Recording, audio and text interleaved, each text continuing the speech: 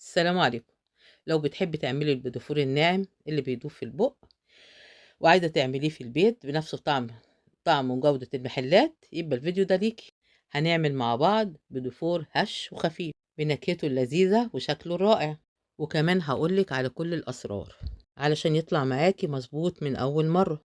تابعوا معايا للنهاية وما تنسوش اللايك والاشتراك عشان يوصلكوا كل جديد. معانا دلوقتي مقادير: كيلو دقيق، 750 جرام زبدة، 250 جرام سكر بودر، 3 بيضات، نص معلقة فانيليا، وربع معلقة صغيرة ملح. أول حاجة هنبتدي بالزبدة. الزبدة لازم تكون ماسكة نفسها، ما تكونش فكة.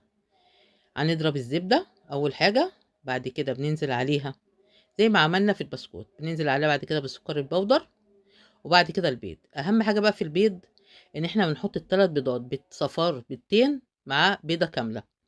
لو عايزين الديفوراية تبقى ماسكة نفسها تحطي الثلاث بيضات كاملين، انما لو عايزينها تبقى هشة وناعمة بتحطي صفار بيضتين مع بيضاية كاملة.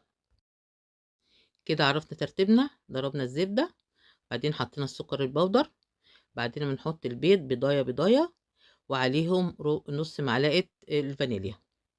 اهم حاجة بقى ان احنا ما بنحطش بيكنج باودر في البيديفور خالص، ملوش لازمة خالص، لان لو حطيتي البيكنج باودر البيدوفرية هتفرش معاكي. دلوقتي جدور الدقيق بندخله، نحط عليه شعرة الملح، ونبتدي ننزله شوية شوية مع التقليب، وما نعجنش، احنا بنقلب الخليط كله على بعضه.